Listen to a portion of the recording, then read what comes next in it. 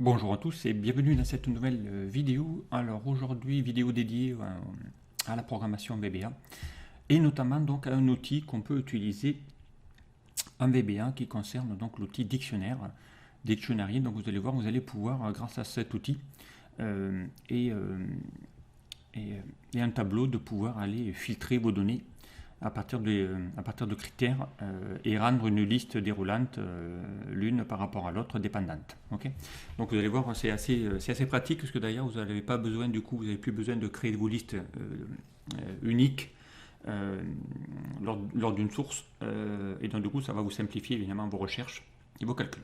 Alors je vais vous montrer exactement ce qu'on veut faire. Alors ici on a une table, une base de données avec des clients.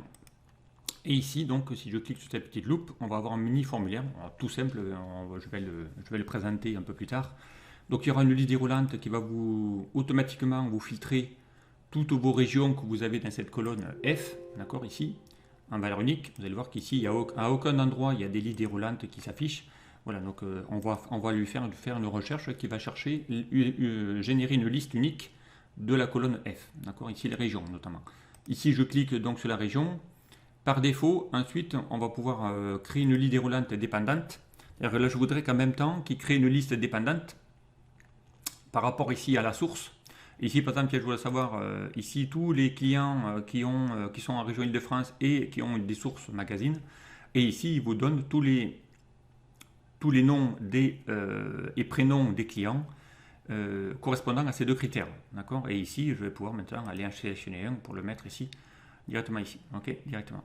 Alors, si je vais refaire un autre test, on va le faire ici, Franche-Comté, voilà, on va les faire ici. Ici, il vous dit qu'il n'y en a plus qu'un seul, et ainsi de suite, ok. Donc vraiment, ça va être ici pratique de pouvoir mettre à jour toutes ces données. Là, ici, on voit qu'il n'y en a plus qu'un. Si je vais chercher ici la région centre et page jaune, donc centre ici, magazine, c'était pas elle. Voilà, on va aller centre, page jaune, et on voit bien que c'est bien Madame Évaporée. Ici, on voit bien qu'elle est bien en région centre et pas jaune, donc c'est pas celui-ci, voilà, puisqu'ici c'est magazine. Et on va pouvoir ici créer des listes dépendantes l'une de l'autre en générant automatiquement des valeurs uniques directement, grâce à ce fameux outil dictionnaire. Alors, je vais vous montrer le code, donc on va aller dans l'onglet développeur, Visual Basic, et ici vous présenter le formulaire déjà.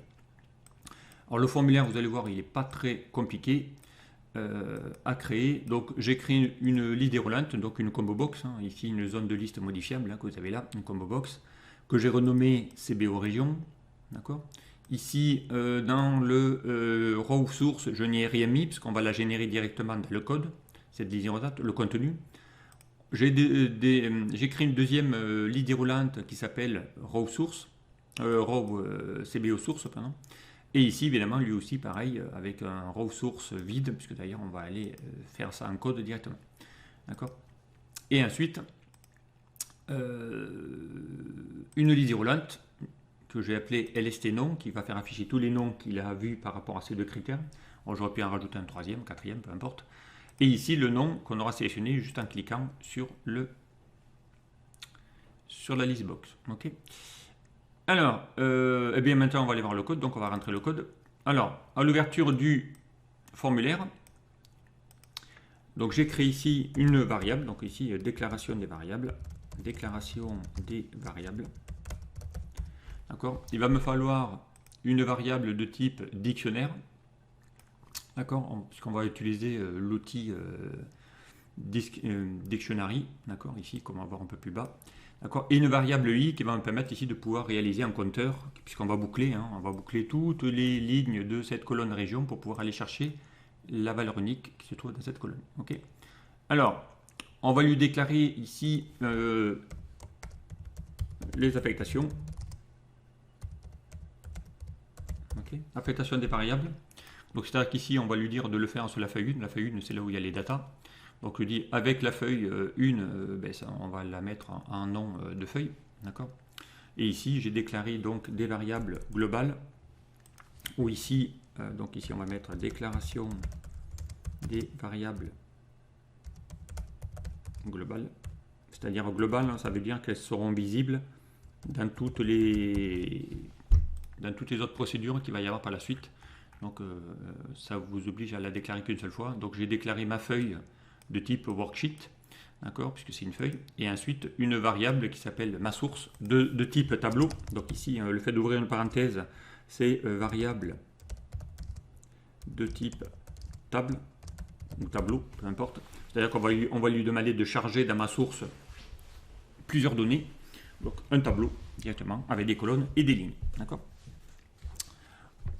Alors, donc on y va. Donc, eh bien, il va falloir déjà qu'on identifie dans ma affectation, donc déjà ma feuille. On sait que ma feuille, c'est ma variable, donc c'est la feuille 1.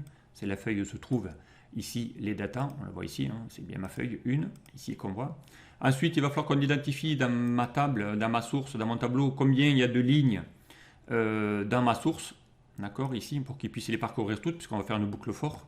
Donc ici, on va lui dire parcours-moi toute cette colonne des régions jusqu'à la fin, jusqu'à la dernière ligne. Donc ici, la dernière ligne, c'est la 38, dans le cas présent. Donc pour faire quelque chose de dynamique, eh bien, je lui dis d'aller chercher la dernière ligne se trouvant dans la colonne. Donc ici, dans ma source, on lui charge de la A2. A2, c'est de cette donnée-là, jusqu'à la L, ici, 38, d'accord. Donc, alors ici, je me suis arrêté à la colonne M, mais bon, peu importe, puisque derrière, on va aller lui charger aussi le reste s'il y a besoin. Ok, donc on va lui dire d'aller charger tout ça dans une source, d'accord, directement dans la source. Donc ici, on aurait même pu s'arrêter à la L, peu importe, ok. On lui demande ici de la A2 jusqu'à la dernière ligne NXL up, hein, je pars de la ligne 1 million et je m'arrête ici à la dernière, d'accord. Donc c'est comme si je disais ici à la colonne L de partir de la 1 millionième ligne, de faire un contrôle flèche haut pour aller chercher le NXL up, et ensuite je vais lui demander d'aller chercher la ligne point row qui se trouve sur la dernière ligne non vide de ce tableau. Donc c'est ce que fait cette instruction, je l'ai déjà montré plusieurs fois, hein, range de la 1 million, remonte, chercher le numéro de la ligne, et cette valeur, eh bien, tu l'as affectée.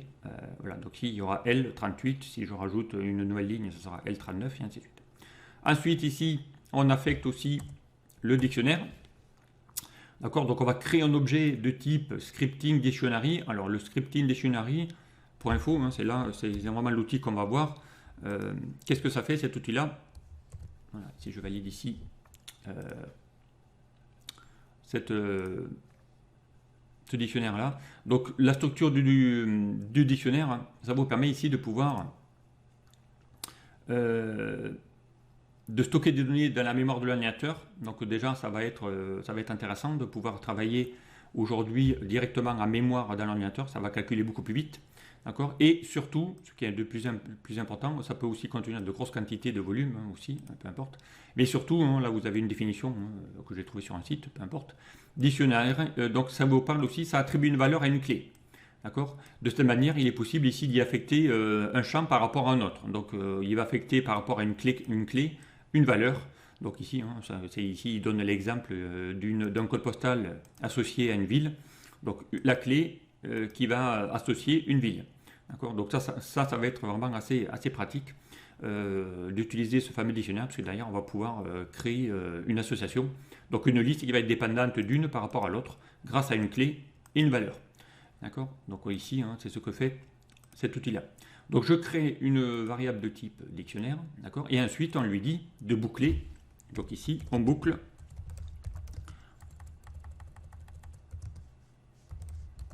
toutes les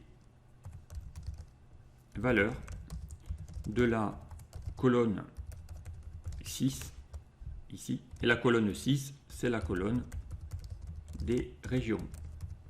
Ok. Alors la colonne des régions, on va la voir, hein, c'est bien la 6. Hein. Je pars ici de mon tableau A et je fais 1, 2, 3, 4, 5, 6. Voilà, donc je lui demande d'aller boucler, à partir de la ligne 2, de boucler toutes les données de ma région. D'accord. De cette colonne F. Donc, et ensuite, donc, une fois qu'il a bouclé, donc je lui dis for i égale ubound. Alors ubound vous permet de redimensionner le tableau. Donc ici, on redimensionne le tableau à chaque fois pour qu'il puisse rajouter une nouvelle ligne. D'accord. Et on lui dit dans ce dictionnaire de charger mon tableau. D'accord. I c'est les lignes et sur la colonne 6. Donc il va récupérer la première Il va demander est-ce que ça c'est égal à champ vide? Non, ben, dans ce cas-là, tu vas pouvoir descendre. D'accord. Et ensuite, tu vas charger à chaque fois qu'il y aura une seule et même donnée. Donc il va à chaque fois comparer, il va à chaque fois redimensionner le tableau. Il va voir que s'il y a déjà une fois la valeur, ben, tu ne vas pas la recharger une deuxième fois. Tu vas continuer. Donc c'est pour ça qu'on a mis égal à champ vide. Et ensuite, on va lui dire, puisque c'est ma clé, je le dis, hein, le fameux dictionnaire associe une clé à une valeur. Donc on va lui dire que dans ce dictionnaire, tu vas chercher uniquement les clés uniques, d'accord, et tu vas la charger dans la liste de ma CBO région. Donc c'est ce que fait à l'ouverture du classeur, donc il va faire tout ce travail-là et automatiquement on a déjà à l'ouverture du classeur toutes les régions qui sont affichées. Donc quel que soit ici, s'il y a des doublons, triplons, quadruplons, peu importe, il ne va charger qu'une seule et même donnée, d'accord, directement. Ok, donc ça il a fait. Donc une fois qu'il a fait ça, il faudrait lui dire, dans cette cellule-là, il faudrait que maintenant, le fait de sélectionner une région, il puisse afficher tout ce qu'il voit associé à cette clé. Donc d'accord, toujours pareil dans un dictionnaire.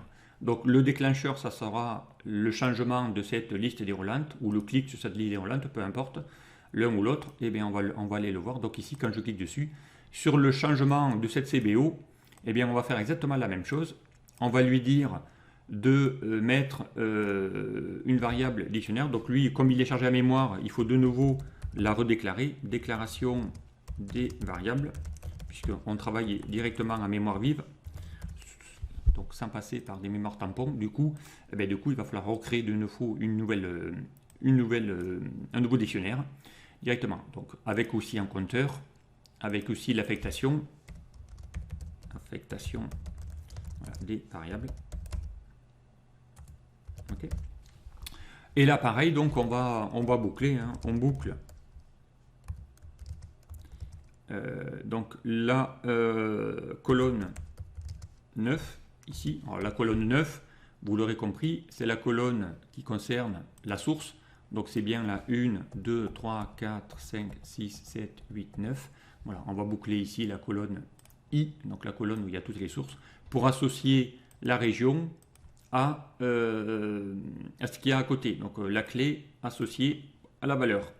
Donc là pareil, donc la clé c'est ma région, d'accord. On va lui dire que si la cellule sur laquelle tu es, sur la ligne et la colonne 6, cette région est égale à celui qui se trouve dans la mi-CBO région, donc en gros l'Île-de-France, alors eh bien, on va lui dire d'aller chercher et d'y associer ce qu'il y a en colonne 9 dans ma source pour l'affecter lui aussi dans le dictionnaire. Donc tu charges le dictionnaire en associant Île-de-France à cette valeur.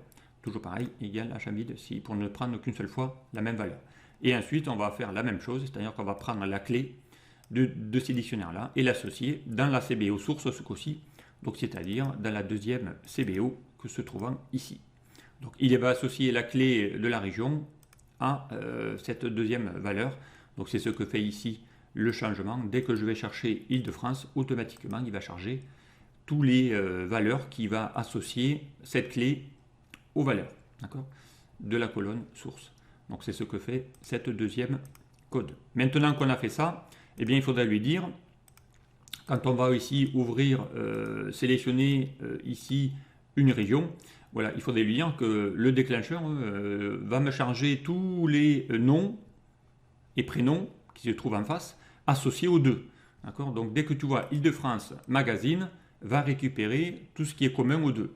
Donc Île-de-France Magazine, eh il va chercher déjà polarisé, c'est la première.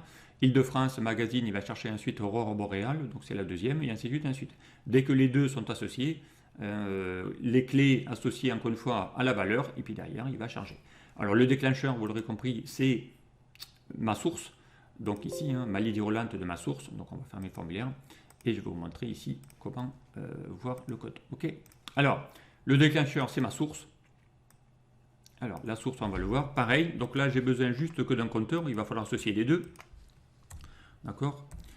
On déclare les variables. Ok.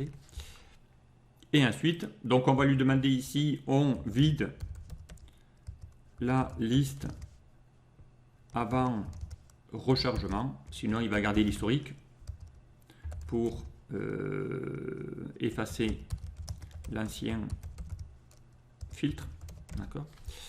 Encore une fois, donc on va l'effacer et ensuite pareil, on boucle les colonnes 6 et 9 pour y associer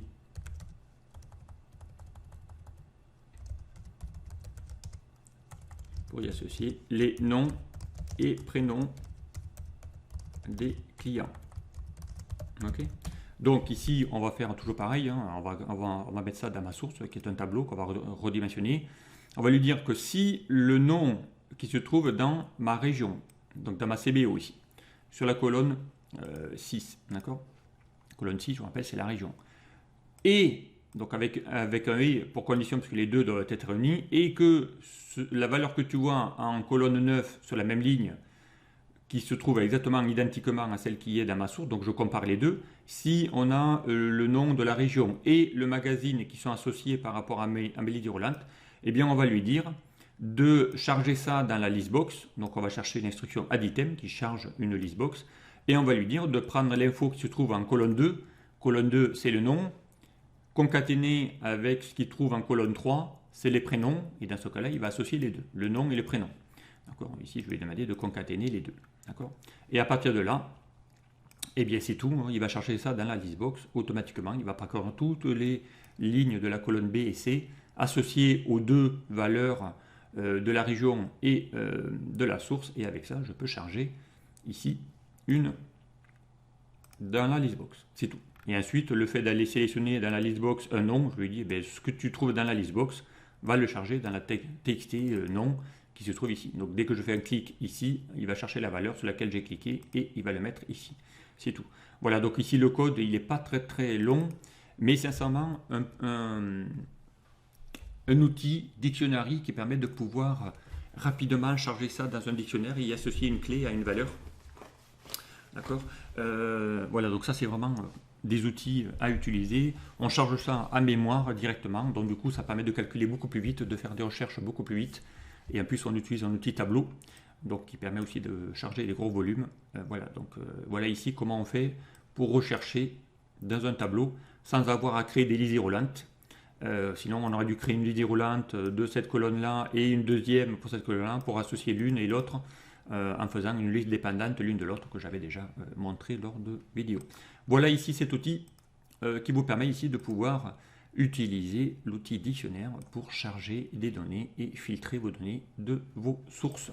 Allez, je m'en arrête là et puis je vous dis à très vite pour un prochain tuto. Au revoir.